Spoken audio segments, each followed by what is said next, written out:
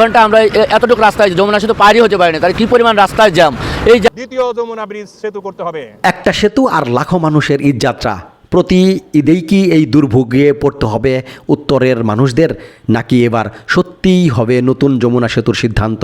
দেখুন আমাদের যে কষ্টগুলো, এই কষ্টগুলো কে দেখতেছে? এবারের ঈদযাত্রার কে দেখতেছে এগুলো? কেউ আমাদের দিকে নজর দিচ্ছে না, শুধু সবাই যার যার নিজের কাজ নিয়ে ব্যস্ততা থাকে। তাহলে আমাদের এই ভোগান্তি তো দেখতে হবে। সৃষ্টি হয় ভয়াবহ যানজট। গত রাত থেকে দিনব্যাপী ঘন্টার পর ঘন্টা সড়কে আটকে থেকে চরম ভোগান্তিতে কষ্ট আর কত সহ্য করব আমরা আশা করি যে এই কষ্টদিন আর সামনে বার কতবার আর কষ্ট না করা লাগে, আগামীকাল কষ্ট না করতে হবে আমাদের। একটার সময় গাড়ি ছাড়ছে নারায়ণগঞ্জ থেকে, এখন মোটামুটি প্রায় 11টা বাজে, প্রায় 18 থেকে 19 ঘন্টা আমরা এতটুকু রাস্তায় যমুনা সেতু পারই হতে পারিনি, তার কি পরিমাণ রাস্তায় জ্যাম।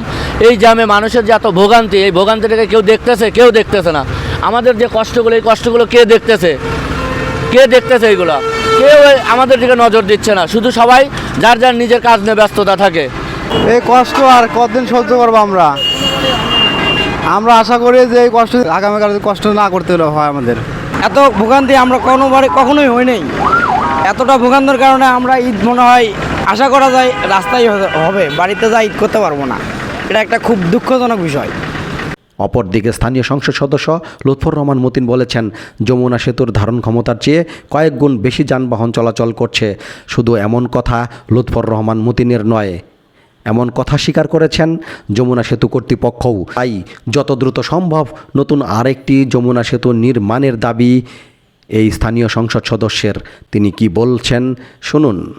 আমি এই টাঙ্গাইল কালিহাতী 4-এর মেম্বার অফ পার্লামেন্ট এমপি হিসাবে আমার এটা নৈতিক দায়িত্ব। আমার উপজেলায়, আমার কনস্টিটিউয়েন্সে হাজার হাজার গাড়ি, হাজার লাখ লাখ মানুষের এইরকম কষ্ট হবে, সেটা আমি মেনে নিতে পারি না।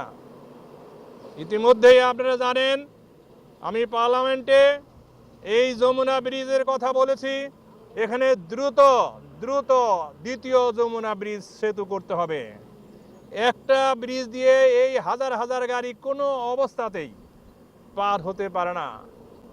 আপনারা জানেন একটা গাড়ি কোনো অবস্থায় যদি, যেমন আজকে আমি ঢাকা থেকে আসার সময় এই বাইপাস এক্সপ্রেসওয়েতে একটা গাড়ি হঠাৎ করে ক্রস বন্ধ হয়ে গেছে, হাজার হাজার গাড়ি আটকা পড়ে গেছে।